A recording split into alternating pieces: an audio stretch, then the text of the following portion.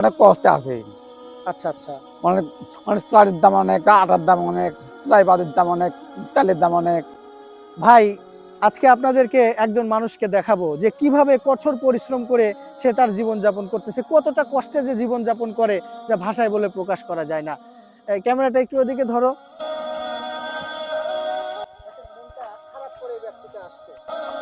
আসসালামু আলাইকুম কাকা। ওয়ালাইকুম সালাম রহমতুল্লাহ। কাকা কেমন আছেন? ভালো। আপনার একটু সময় নষ্ট করবো কাকা, মনে কিছু নিবেন না, না? মনে কি নেব? কাকা আপনি কোথায় যাচ্ছেন?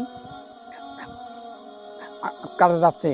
কাজে। ও, এই ভাত নিয়ে দুপুরে খাওয়ার জন্য। দুপুরে খাওয়ার জন্য। আচ্ছা, আপনার ছেলে মেয়ে কয়টা? এক ছেলে এক মেয়ে। ও, আচ্ছা, আপনি যেখানে ডিউটি করেন, কাজ করেন, ওটা কয়টা থেকে কয়টা? বেলা 7টা 4টের সময় আসা। ও, সকাল 7টায় যান আর 4টায় আসেন না? আচ্ছা।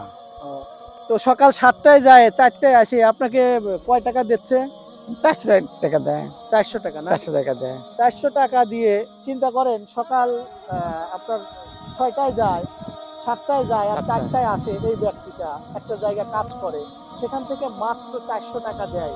আজকের এই বাজারে এই ব্যক্তিটা একটা ছেলে একটা মেয়ে নিয়ে, তার বিবি বাচ্চা নিয়ে কিভাবে জীবন যাপন করতে, চলুন আমরা একটু শুনি।